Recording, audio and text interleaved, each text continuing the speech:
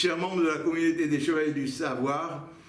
Voilà, j'espère que vous allez bien, que vous aimez cette chaîne. D'ailleurs, j'aurais besoin de vous, j'aurais besoin vraiment que vous vous abonniez à la chaîne, que vous en parliez, que vous likiez, que vous partagiez, parce que cette chaîne a bien monté, cette chaîne a un beau succès. Cependant, c'est pas encore assez et pour pouvoir vivre de cette chaîne. Vraiment, là, ça fait quand même quelques temps. Ce serait vraiment bien que ça se propage un peu plus vite maintenant. Et cette chaîne d'ailleurs fait quand même des choses assez importantes pour le monde de l'édition, des auteurs, de la culture. Et à ce propos, je suis ravi d'accueillir pour une nouvelle interview d'auteur, ce qui constitue quand même pas mal de la production de la chaîne, la charmante Amy. Pardon, c'est parce que j'ai lu ce livre qui m'a tellement marqué déjà, un livre formidable, je vous en parlais, la charmante Eva de Kerlan. Ça va bien, Eva ? Voilà, donc d'ailleurs, voilà, elle va nous parler un peu de toute sa prolifique production. Vous voyez, vraiment, j'avais accueilli beaucoup d'auteurs ici, et il y avait des auteurs, je ne sais pas si vous vous souvenez, Charlotte Le Tourneur, par exemple, Petroni Rostagna, bon, qui ont écrit une dizaine de livres. D'ailleurs, Petroni vient d'en sortir un de plus.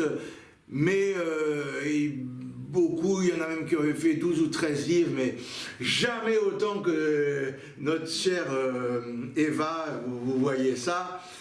Voilà, voilà. Et d'ailleurs, justement, la plupart des autres auteurs, comme vous l'avez vu avec Vanessa Altmaier, des fois, elle avait écrit toute une saga, alors j'avais lu beaucoup de livres de sa saga, et des fois j'avais lu 3 ou 4 livres sur 5 ou 6, mais comme on en a écrit autant, j'aurais pas pu, la chaîne n'est pas encore assez haute pour que je puisse acheter les 20 livres ou en acheter rien qu'une douzaine ou 15 pour avoir une bonne idée de tout ce qu'elle écrit. Je n'ai pu en lire que 2, mais c'est déjà pas mal, c'est déjà la qualité de ces livres. Alors Divine Game, un livre, d'ailleurs Divine Game, ça vous montrera, je trouve, on va le dire un peu. Eva est une auteure qui écrit beaucoup de livres et qui écrit dans des styles, des genres très différents. On va explorer ça, et déjà ça nous montre un peu. Alors, un livre d'aventure, de fantastique, de qualité, Emmeline Carlisle, avec une histoire d'axe et d'archéologie, de magie, de retour dans le temps, un bon suspense. Et Divine Game, alors un livre qui parle de mythologie, plus léger, qui parle de personnages mythologiques, qui les prend, qui est un peu, dirons-nous, déjanté, qui reprend beaucoup le Divine Game, Zeus et les personnages, beaucoup de personnages de la mythologie grecque et romaine. D'ailleurs, c'est un peu la même, c'est les mêmes dieux. Ouais, quand même.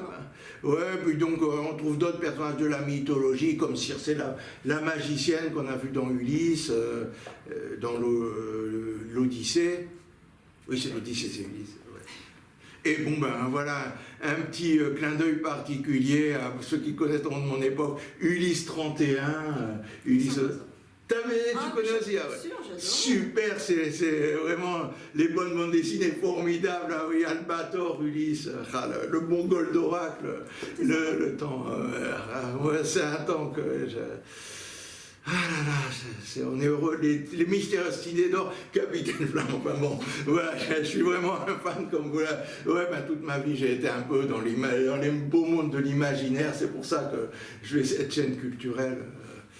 Et que j'ai toujours également, entre ces beaux petits dessins animés, toutes ces séries, genre Steve Ozzy, l'homme qui valait 3 milliards, Starsky et Hutch, et puis toujours, j'étais à fond dans les romans, entre tout ça, etc., etc. J'étais toujours dans l'imaginaire. Bon, c'était un peu mieux que la triste les réalités qui est parfois triste, peut-être un peu plus maintenant. Bon, donc voilà, ça montre la diversité de ce qu'un peut écrire, la mythologie et tout. Là, il y a aussi de la magie, mais Eva n'écrit pas que de la magie et elle va nous présenter un peu. Ah, d'abord, d'ailleurs, avant tout, bien sûr, comment tu es un peu tombé dans le monde littéraire, comment t'en es arrivé à l'écriture? Est-ce que c'était une évidence pour toi que tu écrirais? Non, c'était pas une évidence. Alors, j'ai toujours aimé lire, vraiment. Je suis une passionnée de lecture depuis très longtemps. C'est nos points communs. Mais de là en venir à écrire, je pense que je ne me destinais pas à ça avant. Je pense que je l'envisageais même pas. Pour moi, la lecture, c'était passionnant. Et puis je pense que je suis comme toutes les auteurs, c'est-à-dire qu'à un moment donné, on en vient à avoir envie d'aller plus loin que ce qu'on lit ou que ce qu'on voit dans les séries ou dans les films, dans des univers qu'on aime. Peut-être qu'on a envie un petit peu de prolonger à notre manière. Donc bon, j'ai fait comme tout le monde, je pense, en créant les premières fanfics quand j'étais ado, peut-être, je sais plus, il y a longtemps. Et petit à petit, on en vient après à créer nous-mêmes nos propres histoires. Mais de là à être publié et puis à en vivre, puisque j'en vis maintenant, je vis de Félicitations, c'est formidable de voir une auteure qui arrive à vivre. Tous les jours, mais en tout cas, j'arrive à en vivre. Mais du coup, oui, ça s'est fait un peu par hasard, conjonction des astres, circonstances qui m'ont donné la possibilité de tester, voir si c'était viable et faisable. Puis bon, comme ça marchait, je suis restée, tout simplement. Ça s'est fait tout doucement, tout seul, à coup de chance et à coup de potentiel. Montrer un peu toute ta production, de vous en dire un peu plus, nous montrer un peu tout ce que tu as fait. D'accord. Eh bien, c'est assez vaste et varié, puisque j'écris comme je suis. Je suis une personne à multiples facettes comme tout le monde. Je suis une maman, je suis une jeune femme, je suis une épouse, et j'ai mon petit monde d'imaginaire à moi que j'aime énormément aussi. Donc ça se reflète dans mes lectures. Je vais peut-être commencer tout simplement par ce qui m'a lancée, c'est-à-dire la romance. Donc dans la romance, j'ai commencé avec celui-ci, Just You, qui a été vraiment le tout premier roman que j'ai pu publier, je crois, en 2016 ou 2017. Alors, au niveau des dates, je ne sais plus, mais bon, ça, dans cette période-là. Just You et... C'est vraiment 2016 ou 2017? Je sais plus. Je me rappelle plus. Non, mais c'était vraiment dans cette période-là. Vous avez quand même quelques temps, ça. Oui, ça commence, ouais. Et la particularité de Just You et de beaucoup de mes romances, c'est qu'en fait j'aime beaucoup écrire du point de vue masculin. Là où tu vas avoir des romances où c'est toujours la fille qui raconte l'histoire, personnellement, moi c'est le mec qui raconte l'histoire. Alors là, c'est vraiment parce que j'avais lu, parce qu'avec Émiline, voilà, c'est Émiline qui parle, mais parce que je reviendrai dessus. C'est pour ça que j'ai pas lu assez pour savoir, vraiment, je m'en serais pas douté en lisant Émiline. J'aime beaucoup écrire du point de vue masculin, donc dans beaucoup de mes romances, ça sera du point de vue masculin. Après, j'ai aussi du point de vue féminin qui peut avoir été imposé par certains genres. Ah bah je suis bête parce que The Just, c'est du point de vue masculin. C'était du point de vue masculin, c'est vrai. Donc Just You, c'est l'arroseur arrosé, le séducteur qui fait tomber toutes les filles et qui va tomber sur une fille qui va pas se laisser faire et il va ramper pour essayer de la séduire. Franchement, ça a été jouissif à écrire. C'était trop bien. En romance également, je vais avoir celui-ci qui s'appelle Another Me. Qui est une sorte de vaudeville, un huis clos entre 6 personnages qui part sur un quiproquo et qui en fait débouche sur des réalités qu'on ne soupçonnait pas au premier abord. C'est un puzzle qui se construit au fur et à mesure de la lecture, qui est vraiment adoré de mes lecteurs. Tous ceux qui l'ont lu l'ont adoré, le recommandent, tout simplement parce que c'est quelque chose qu'on va construire. On a tous les éléments sous les yeux et en général les gens ne voient pas la fin arriver malgré tout, même s'ils ont tous les éléments. C'est donc un super puzzle. En romance, nous avons également celui-ci, qui est donc chez HarperCollins Poche, qui est un requin en fait, qui aborde un sujet pour lequel j'ai beaucoup de sensibilité, qui est celui du handicap, puisque le héros est sourd. C'est du point de vue masculin, celui-là aussi.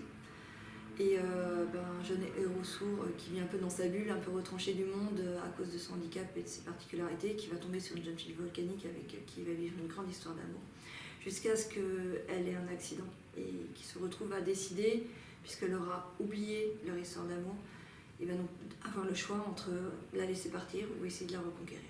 Donc ça, il a eu de très très bons retours aussi dessus, parce qu'il est très émouvant, très doux, et qu'il aborde des sujets parfois un peu difficiles.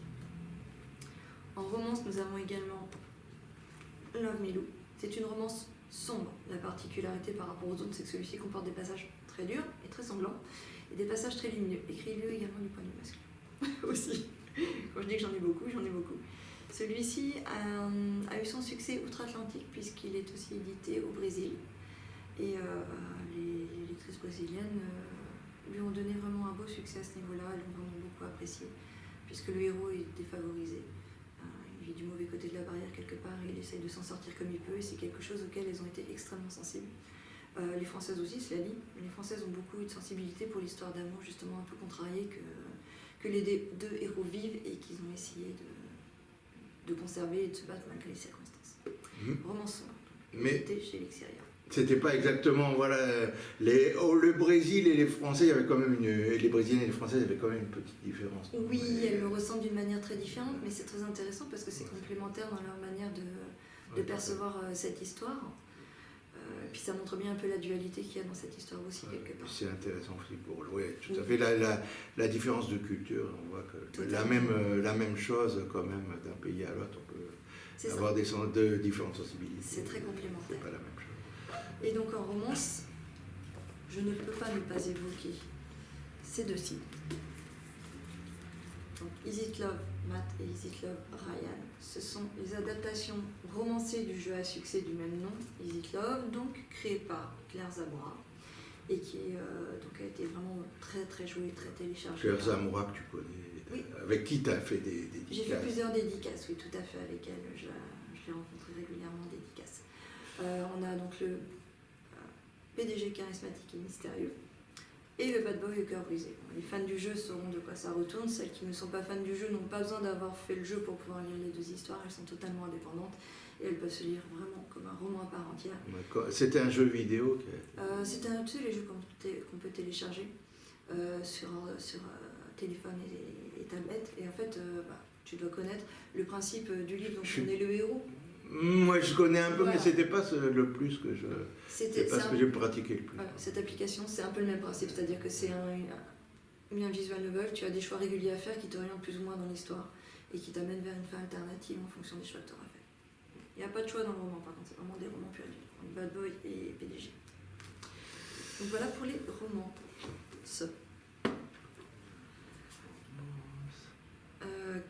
Je passe peut-être à quoi d'autre.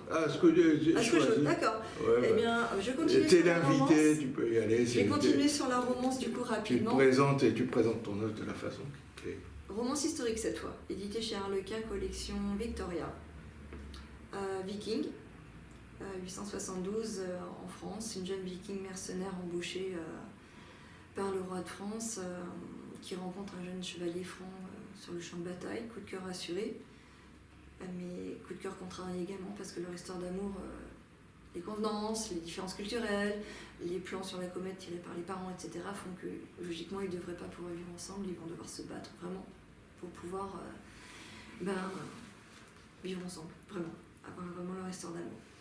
Et Secret de croisade, donc, qui est une suite sans être une suite puisqu'on est en 1294 dans la baronnie d'Apcher au Gévaudan.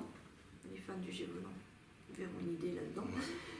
Puisque c'est un peu le territoire de la bête du Gévaudan qui a défrayé la chronique un petit peu avant la Révolution française.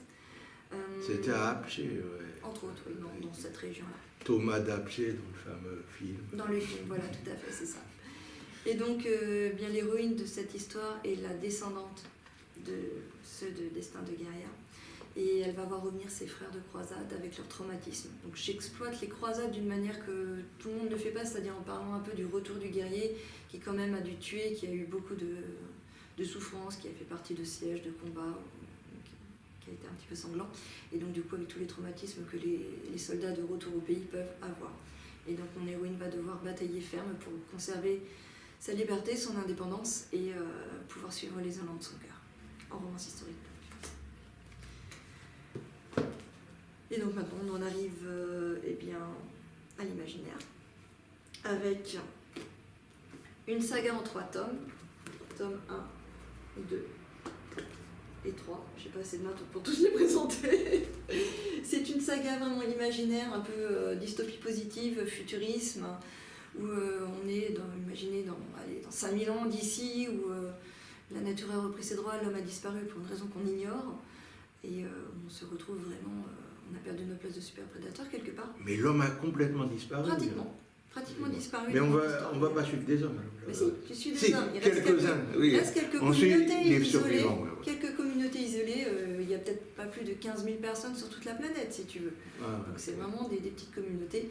Et il ne reste que des ruines et des mystères des civilisations qui ont précédé. Et tout l'enjeu est de découvrir pourquoi cette civilisation a disparu, dans quelles circonstances. Ah oui, ils ne le savent pas, c'est des survivants qui ne savent pas. Non, ils ont juste des ruines. En fait, mon héros va trouver des ruines dans une île, imagine une belle île des Seychelles, super plage de sable fin, tout ce que tu veux, et des ruines avec des gravures.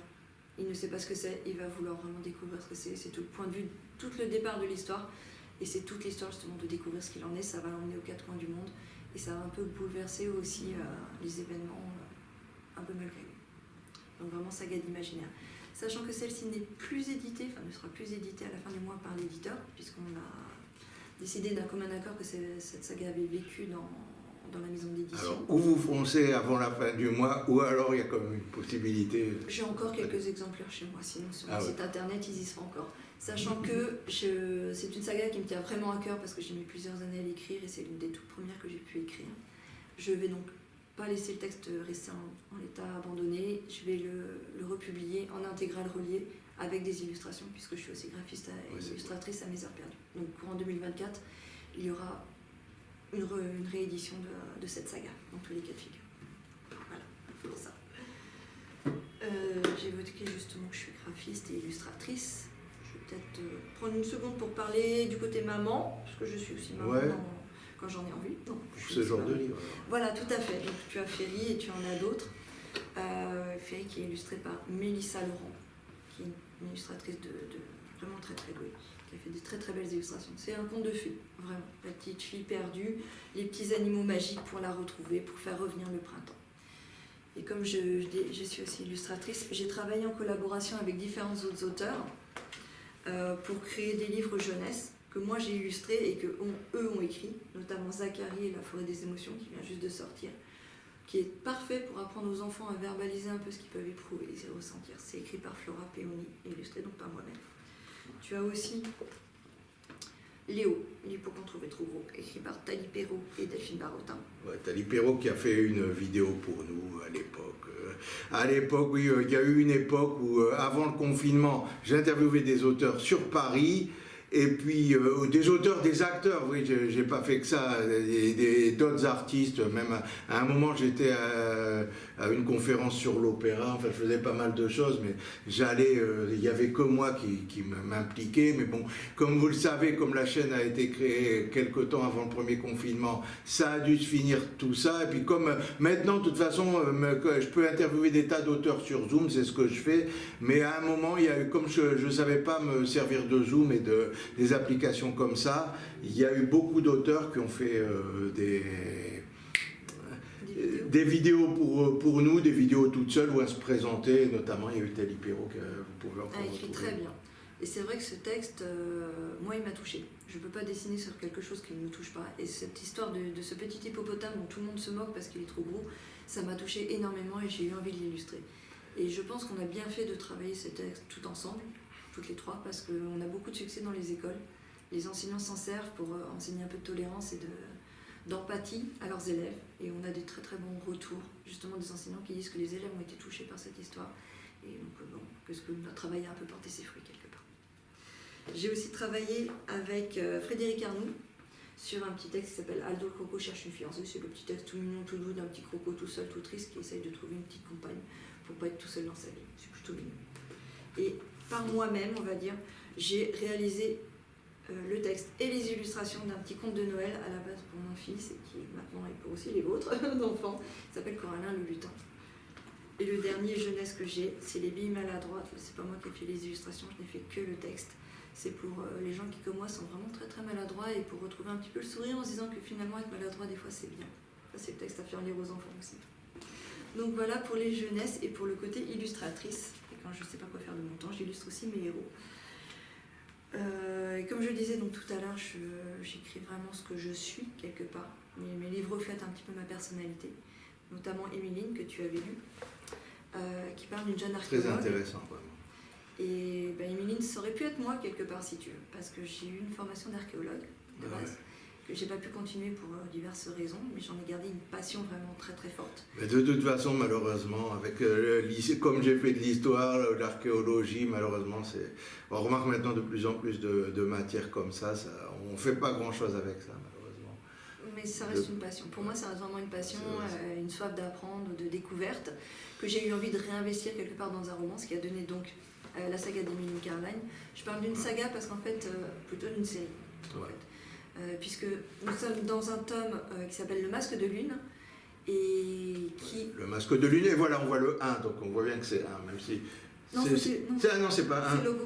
C'est le logo. Ah oui, c'est le logo, mince. Bon, et c'est pas écrit, mais comme il y a le Masque de Lune, oui, on peut supposer si on est vraiment... Tout simplement. Et donc c'est une histoire à double temporalité. On a d'une part au contemporain une jeune archéologue dans sa première enquête archéologique à partir d'un médaillon qu'elle a trouvé sur un site de fouille. Et on a d'autre part, en 1920, si je me rappelle bien, un couple de Russes qui va se retrouver dans un village au fin fond de la Russie, vraiment au fin fond des terres lointaines sauvages de Russie, et qui va être confronté aux vieilles croyances, à l'obscurantisme, et être un peu traité de sorcier à cause des circonstances qu'ils vont vivre. Donc ça c'est sur le tome 1. Le tome 2 sort à la fin du mois de juin, et déjà en précommande exclusive, et parlera lui de... il s'appelle La Boussole du Levant, donc il parlera des explorateurs du XVe siècle. Sachant que, j'en profite pour le dire, il est actuellement en précommande, puisque là nous sommes le 16 mai, il est en précommande dédicacé chez l'éditeur Inceptio, puisqu'il sera en avant-première exclusive au salon Imaginal à Épinal, à la fin du mois de mai. Donc foncez, venez le chercher. Ouais, je vous le conseille.